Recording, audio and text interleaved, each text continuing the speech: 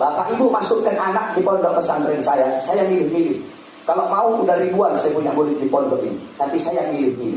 Saya mau terima dengan satu syarat. Bapak ibu harus wakafkan anak bapak dan anak ibu di jalan Allah. Anggap anak kamu udah mati. Di sini dia bukan anak kamu, di sini dia anak saya. Saya mau pukul kek, saya mau apa kek, itu urusan saya, bukan urusan kamu. Sebab namanya kamu tahu kuda. Kenapa kuda itu dicambuk? Apakah semua pukulan-pukulan kasih sayang? Apakah semua pukulan-pukulan kebencian? Tidak, saudara-saudara. Tidak semua pukulan itu pukulan kebencian. Kadang pukulan itu adalah pukulan kasih sayang. Kadang pukulan itu adalah pukulan rahmat. Setiap pondok pasti ada yang namanya ta'zir, dihukum kalau dia melanggar. Nah ini orang tua sekarang enggak. Makanya kamu lihat sekolah-sekolah itu, datang orang tuanya, dilabrak gurunya. Saya bilang kalau anak kamu saya apa-apain, terus kamu mau datang macam-macam, kamu orang tuanya yang saya pukul. Saya bilang begitu. Oh enggak bisa ikhlas pasrah. Udah anak saya anak Habib mau mati kayak mau apain anak saya.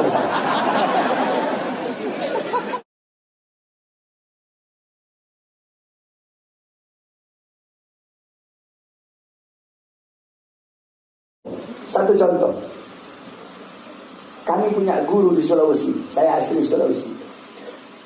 Kami punya guru tua Al-Imam Al-Habib Idrus bin Salim Al-Jufri, pendiri pondok pesantren Al-Khairat. Saya dulu mondok di sana 9 tahun. Habis di Al-Khairat 9 tahun, baru saya mondok di Dalwa 5 tahun. Habis mondok di Dalwa 5 tahun, baru saya mondok di Tajul Muslimin 3 tahun. Saya mondok di Al-Khairat itu, kami punya guru Habib Idrus, tapi saya nggak ngalamin beliau. Beliau tahun-tahun 60-an, tahun 50-an, bahkan sebelum Indonesia merdeka. Beliau ini yang syairnya terkenal, kullu ummatin laha kullu ummatin laha ramzun wa ramzu kullu ummatin laha ramzun izzin wa ramzu izzina al-hamra wal bayda. Itu syair beliau. Setiap bangsa memiliki simbol kemuliaan. Adapun simbol kemuliaan kita, bangsa umat Islam Indonesia, adalah merah dan putih. Itu syair beliau. Nah, saudara-saudara sekalian, ini Habib Idrus zaman dulu itu Al-Khairat itu dari kayu. Kantor Habib Idrus di bawah, tempat santri di atas. Ada satu santri beliau namanya Haji Amin. Dulu waktu masih jadi santri. Itu kalau Habib Idrus panggil Amin, dia nggak mau turun lewat tangga. Kenapa? Kelamaan turun lewat tangga. Jadi dia loncat dari atas ke bawah. Kalau dipanggil sama gurunya Amin, dia loncat dari atas ke bawah. Kenapa? Tidak mau membuat gurunya nunggu terlalu lama. Ada satu di sini. Dipanggil sama kiai, fulan, loncat dari atas ke bawah. Karena nggak mau bikin guru nunggu terlalu lama. Nggak ada santri sekarang kayak begitu. Saya aja sakit gara-gara santri pondok saya, makan hati terus misalnya. Begitu santri saya paling banyak habaib lagi, aduh, hancur pondok. Makanya itu Abdul Rahman Godri itu katanya mondok di sini. Untung nggak hancur di pondok ada Abdul Rahman Godri. Sampai mana tidak lupa. Akhirnya suatu saat Al-Habib Idrus jantung ini sedih. Kayak ditusuk-tusuk. Jadi maklum kalau saya agak megangin jantung berarti lagi kayak ditusuk-tusuk. Al-Habib Idrus beliau pergi ke laut mau dakwah. Diajaklah muridnya yang namanya Amin. Di tengah perjalanan ada angin, Imam Habib Idrus jatuh. Ketika Imam Habib Idrus jatuh, ini Amin gak pakai disuruh, dia loncat ke laut, dia ambil Imam Habib Idrus. Laut lepas, dia loncat, dia ambil Imam Habib Idrus, dia naik lagi ke atas perahu. Ketika dia naik ke atas perahu, semua yang ada di perahu itu kaget. Kenapa? Tidak ada satu titik pun basah. Ternyata apa? Ternyata dia jalan di atas laut saudara-saudara. Kenapa Allah kasih dia keramat? Allah kasih dia keramat karena dia mengikuti sahibul karamat.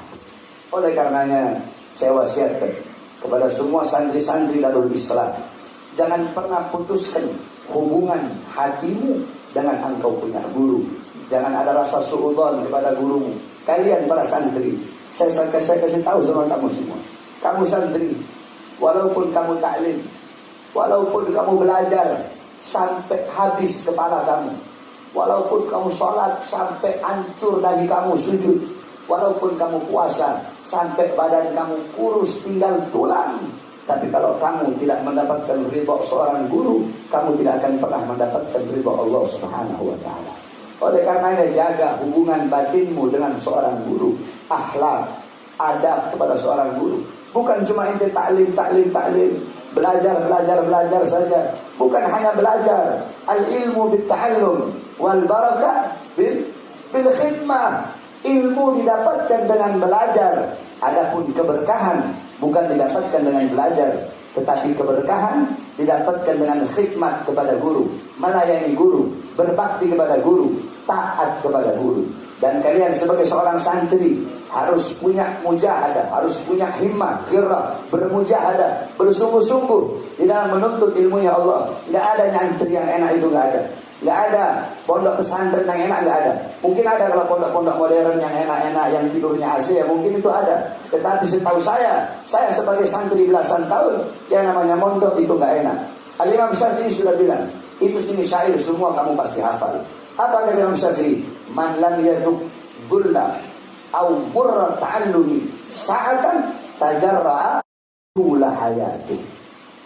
Apa kata Imam Syafi'i? Man lam yaduk, siapa orang yang tidak merasakan gulla, hinanya, au burra, atau pahitnya menuntut ilmu sesaat, maka dia akan menelan hinanya kebodohan seumur hidupnya. Berarti maksudnya apa? Wa qala ba'dul hukama man lam yahtamil dhulla ta'allumi sa'atan baqiya fi dhullil jahli abada. Barang siapa man lam yahtamil, yang enggak kuat, enggak tahan dengan susahnya, perihnya menuntut ilmu, maka yang tersisa dalam hidupnya adalah kebodohan selama-lamanya. Berarti Imam Syafi'i dan para ulama mengajarkan apa? Orang ngaji itu susah, orang ngantri susah, pusing, nguras tenaga, nguras pikiran. Kalau mau enak jangan jadi santri, jadi artis TikTok sana enak itu. Namanya santri susah, capek, itu santri. Tetapi kamu harus kuat. Saya tanya, apakah kamu tidak capek ketika engkau menaiki puncak untuk menikmati keindahan gunung? Pasti kamu capek untuk menikmati keindahan gunung tersebut. Katakan kepada saya, apakah engkau tidak basah ketika engkau menyelam untuk mendapatkan mutiara yang indah? Katakan kepada saya, apakah gahru itu akan tercium baunya ketika dia tidak terbakar dengan bara? Gahru kecium baunya ketika dia harus bercumbu dengan bara. Dia harus tahan sakitnya itu api demi terciumnya baunya. Ente naik gunung capek untuk apa? Ketika sampai di atas ente merasakan indahnya. Apa kata Abdullah bin Abbas? Zalaltu dhaliban fa'azaztu matluban. Aku hina ketika menuntut ilmu. Ketika menuntut zalaltu dhaliban, aku hina. Ketika menjadi fa'il, aku hina. Ketika menjadi pencari, aku hina. Tapi ketika menjadi maf'ul bih, aku menjadi mulia. Maksudnya apa? Ketika aku menjadi penuntut ilmu, pencari ilmu, ketika itu aku mulia. Tetapi apa ketika itu aku hina? Tetapi ketika aku fa'azaztu matluban, dan kemudian setelah itu aku menjadi mulia, matluban, ketika aku menjadi maf'ul. Maksudnya ketika aku menjadi orang yang dicari ilmunya. Kita tanya orang ulama-ulama kiai-kiai di sini semua. Emang dulu mereka enak mondok? Tidak ada yang enak mondoknya, saudara-saudara. Semua itu mondok susah, capek. Kamu harus kuat. Kamu telan itu. Nggak ada cerita anak punya otak bebel, kiai saya punya otak bebel, udah ngafalin alfiyah, nggak ada yang bisa masuk, ngafalin zubat nggak masuk. Nggak ada kata-kata itu. Tidak ada manjada wajada. Itu tahu semua itu. Mansar ala darbi wasala. Nggak ada cerita enggak. Tidak ada cerita enggak. Laisal mar'u yuladu aliman. Tidak ada seseorang yang dilahirkan dalam keadaan alim. Bapak ente kiai, kakek ente kiai. Kenapa? Mereka taklim, mereka belajar. Ilmu didapatkan bukan dengan nasab, bukan dengan garis keturunan. Bapak ente kiai, kakek ente kiai, kakek moyang ente kiai. Karena mereka belajar. Kalau ente nggak belajar, ente nggak bisa jadi kiai. Begitupun habaib, bapaknya alim, kakeknya alim, kakek nenek kakek moyangnya alim. Dia yang nggak belajar, maka kedudukan dia tidak bisa disamakan dengan bapak dan kakeknya. Sebab ilmu didapatkan bukan dengan harta, bukan dengan garis keturunan, bukan dengan pangkat dan jabatan. Ilmu itu didapatkan dengan belajar, dan orang belajar harus susah, harus bermujahadah, kau harus bersungguh-sungguh untuk mendapatkan ilmu tersebut. Tetapi ingat sekali lagi, bukan hanya dengan ilmu saja, tetapi dengan akhlak, dengan adab kepada guru. Ini yang paling penting, lebih penting daripada ilmu. Kenapa? Al-adab, al-akhlaq, qabla al-ilm. Adab, akhlak itu sebelum ilmu. Sampai-sampai kata Abuya Maliki, Habib Muhammad bin Al-Maliki apa? Aku lebih senang kepada santri yang sedikit ilmu tapi banyak akhlak, daripada santri yang banyak ilmu tapi tidak ada akhlak. Apa? Itu mau banggakan dia punya ilmu yang banyak? Itu mau banggakan dia punya ilmu? Lau kana fil ilm min dunil khuluq syarafun lakana asyrafu khalqillahi iblis. Kalau cuma modal ilmu, itu modal ilmu, nggak ada akhlak, nggak ada adab, bisa jadi mulia, maka makhluk yang paling mulia adalah iblis. Sepinter-pinternya ente, iblis lebih pinter dari ente. Tapi akhlak adab itu yang paling tinggi. Akhlak adab itu yang paling mulia. Lihat bagaimana akhlak adabnya ulama-ulama terdahulu kepada guru-gurunya. Bahkan akhlak dan adab mereka bukan hanya semasa hidup saja, tetapi akhlak adab mereka walaupun guru mereka telah wafat, tidak hilang akhlak dan adab mereka kepada guru. Satu contoh, kamu tahu Kiai Khalil Bangkalan? Tahu? Kiai Khalil Bangkalan seorang wali besar. Dulu di Mekah, beliau punya guru namanya Syekh Muhammad Ar-Rahdini, namanya Syekhul A'ma, Karabuta. Itu setiap hari Kiai Khalil tidur di depan pintu rumah gurunya. Kenapa? Ngarep pengen diinjak sama gurunya. Ngarep palanya diinjak sama guru. Tiap hari dia tidur, kan gurunya buta, orang buta nggak lihat. Jadi dia keluar rumah diinjak palanya Kiai Khalil. Kiai Khalil ngarep diinjak kepalanya oleh sang guru, saudara-saudara. Ini orang tua sekarang, kalau ada guru mencut murid, nakzir murid, datang orang tuanya marah-marah. Gimana ini Kiai? Gimana ini anak saya ditakzir, dibotak, anak saya dipukul. Makanya pondok pesantren saya itu salaf, namanya Tajul Alwi. Semuanya nggak ada muadalah, nggak ada sekolahnya, semua bahas kitab kuning. Itu kalau ada orang tua yang masuk bawa anak, saya bilang duluan pahit-pahitan. Bapak ibu masukkan anak di pondok pesantren saya milih-milih. Kalau mau udah ribuan saya punya murid di pondok ini, tapi saya milih-milih. Saya mau terima dengan satu syarat. Bapak ibu harus wakafkan anak bapak dan anak ibu di jalan Allah. Anggap anak kamu udah mati. Di sini dia bukan anak kamu, di sini dia anak saya. Saya mau pukul kek, saya mau apa kek, itu urusan saya, bukan urusan kamu. Sebab namanya, kamu tahu kuda. Kenapa kuda itu dicambuk? Apakah semua pukulan-pukulan kasih sayang? Apakah semua pukulan-pukulan kebencian? Tidak, saudara-saudara. Tidak semua pukulan itu pukulan kebencian. Kadang pukulan itu adalah pukulan kasih sayang. Kadang pukulan itu adalah pukulan rahmat. Setiap pondok pasti ada yang namanya ta'zir, dihukum kalau dia melanggar. Nah ini orang tua sekarang enggak. Makanya kamu lihat sekolah-sekolah itu, datang orang tuanya, dilabrak gurunya. Saya bilang kalau anak kamu saya apa-apain, terus kamu mau datang macam-macam, kamu orang tuanya yang saya pukul. Saya bilang begitu. Oh enggak bisa ikhlas pasrah. Udah anak saya anak Habib mau mati kayak mau apain anak saya.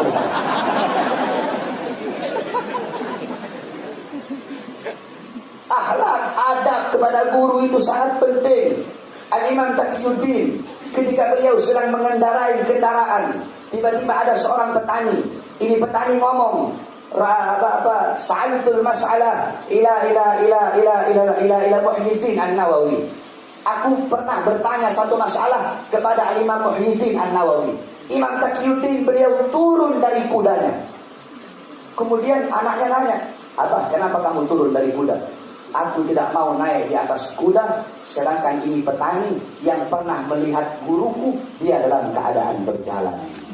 Aku tidak mau naik kuda, naik kendaraan, sedangkan orang yang pernah melihat guruku dalam keadaan berjalan."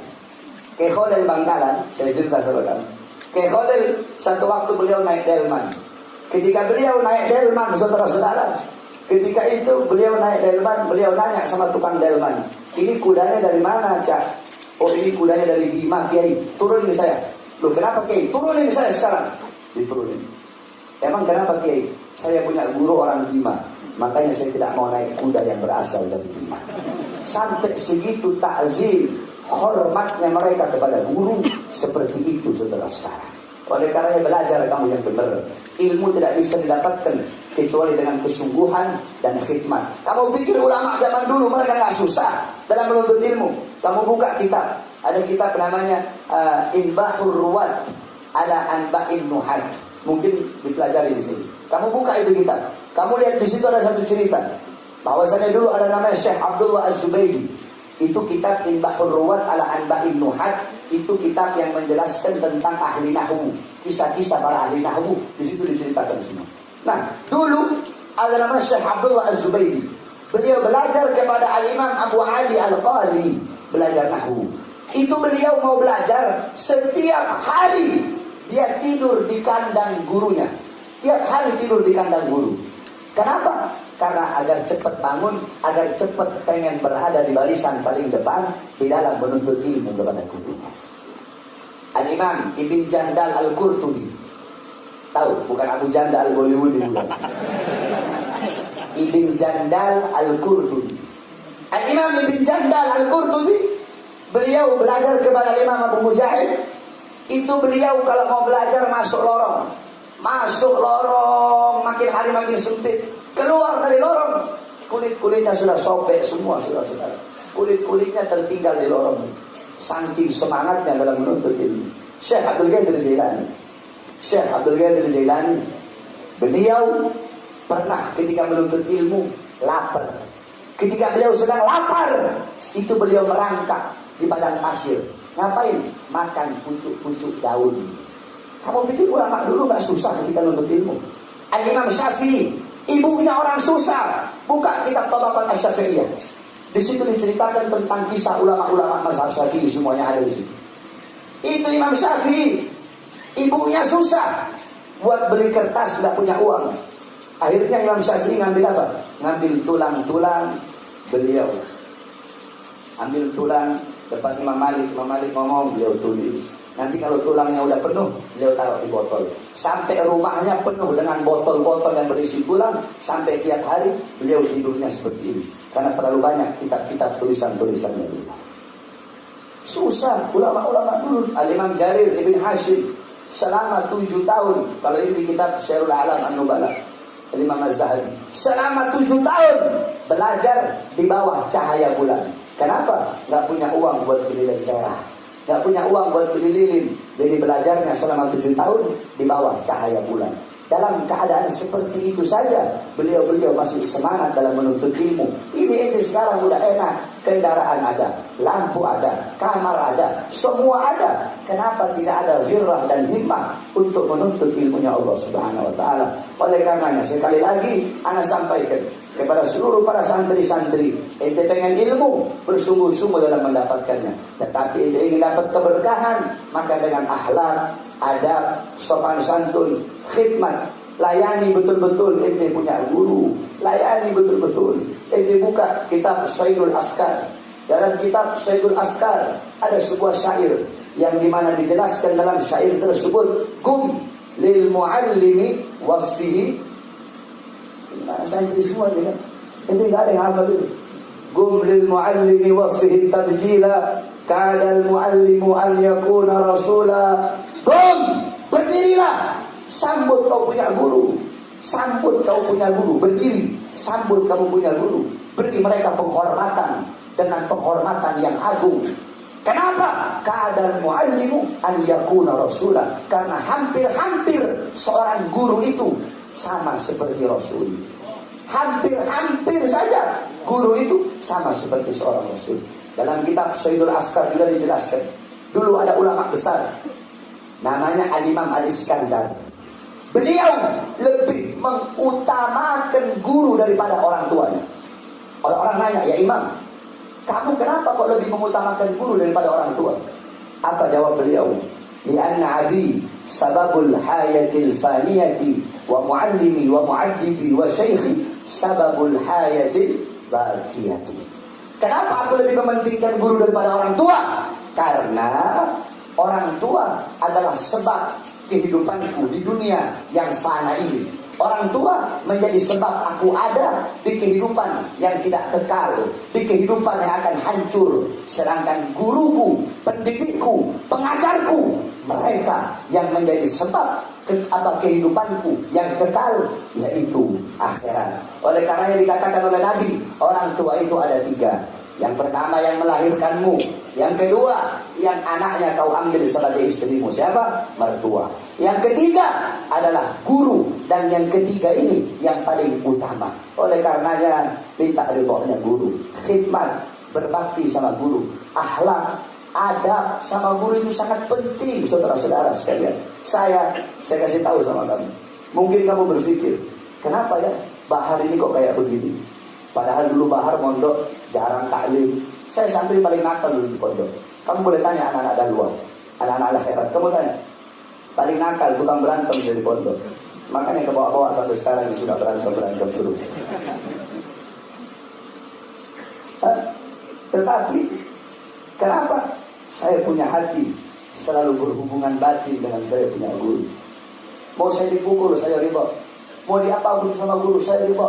Saya ikhlas. Tidak ada sedikit pun rasa mendikte guru. Kenapa guru saya begini? Kenapa guru saya begini? Tidak ada. Saya mau diapapun sama guru, mau dibunuh, mau diapapun, saya ridho, saya ikhlas. Makanya Allah berikan anugerah ini kepada saya karena ketaatan saya, khidmat saya, karena tidak ada sedikit pun rasa suudzon atau rasa benci kepada saya punya guru. Kalau sampai hati kamu berubah, hatimu berubah kepada guru, ada rasa nggak senang, ada rasa benci dikit aja sama guru.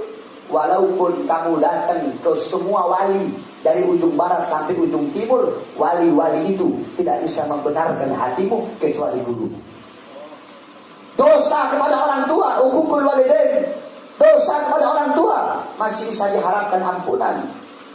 Uququl ustaz, dosa kepada guru tidak bisa diharapkan ampunan walaupun kamu bertaubat kepada Allah Subhanahu